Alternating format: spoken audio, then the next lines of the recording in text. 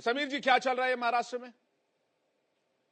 कोई कोर्ट कचहरी, कोई व्यवस्था है, पुलिस स्टेशन वगैरह कुछ है क्या वहां पर? कोई कानून व्यवस्था है? देखिए, पूरी कानून व्यवस्था है। और जैसा मैंने कहा था कि मुझे कुछ कहना है कि जैसा भाषावाद और प्रांतवाद और भाषा का अभिमान, इसके बीच में फर्क समझिए। मतलब जो आज का इंसिडेंट हुआ है, एक तो वो स्टोर में जो आदमी था, अगर वो अपने रोजगार के लिए महाराष्ट्र में आया है, वो कब आया है, उसको मराठी भाषा सीखने का टाइम भी मिला है क्या, या कितने महीने से है, ये मनसे ने चेक नहीं किया। और उसने भी जो है, जब वो स्टोर में आदमी आया तो उसने, अगर उसको मराठी नहीं आती थी तो उसने बोलना था कि भाई साहब मुझे मराठी नहीं आती, कोई मराठी स्पीकिंग जो स्टोर में, उससे उसने संवाद कर देना चाहिए था।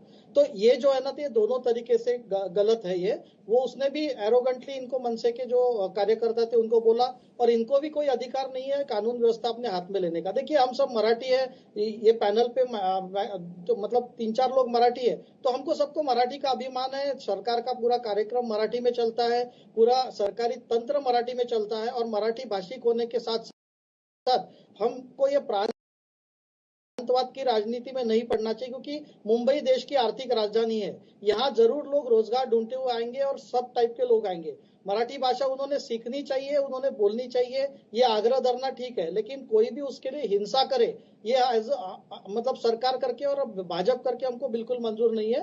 तो जिस हिसाब से ये हिंसा हुई है या किसी को ऐसा किया है, तो मैं चाहता हूं कि जिसके ऊपर ये हुआ उन्होंने कंप्लेंट करके पुलिस इमीडिएटली एक्शन लेगी। तो मेरा ऐसा कहना है कि भाषावाद और प्रांतवाद की राजनीति का ना कभी भाजपा ने की है ना करेगी। हाँ, हमको हमारे भाषा का हमको अभिमान है। नहीं, बीच की लाइन में मत खेलिए समीर बाकरे जी। देखिए, बीच की लाइन मुझे पसंद नहीं है, मैं बड़ा क्लियर कट वाला आदमी हूं।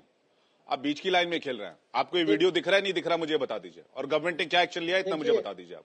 देखिए, करेंगे या खुलेआम ऐसा चलेगा? नहीं, ऐसा बिल्कुल नहीं चलेगा। देवेंद्र जी के राज में, देवेंद्र जी सक्षम गृह मंत्री है, उन्होंने ऐसे कई आंदोलन, उन्होंने तो पूना में बीच में बोला था कोई उद्योगपति को अगर तकलीफ देगा तो उस पर आप मौका लगाइए, सीधी ये बात की है। तो ऐसे कोई देवेंद्र जी ऐसे गृह मंत्री नहीं है कि जो कुछ भी सहन करे। लेकिन मैं कुछ, जैसे मनसे ने कुछ पास में अच्छे मुद्दे भी लिए थे कि मराठी भाषी होने के कारण किसी को फ्लैट नहीं मिल रहा था या किसी को नौकरी नहीं मिल रही थी, तो जहां पर ऐसा है हमारा उनको पूरा समर्थन है। लेकिन ऐसे तरीके से राजनीति करना या देखिए, मुद्दा उठाने के लिए मनाही नहीं है और न ही किसी भाषा का विरोध है, मैं बार बार ये कह रहा हूं। लेकिन सरेआम इस तरह से अगर किसी को ह्यूमिलिएट किया जाएगा, क्या पता अगर ये आदमी सुसाइड कर ले, फिर ह्यूमिलिएशन 50 लोगों के बीच में खड़े होकर उसे कान पकड़वाना, माफी मंगवाना, देखिए देश का संविधान इसका अधिकार देता है क्या?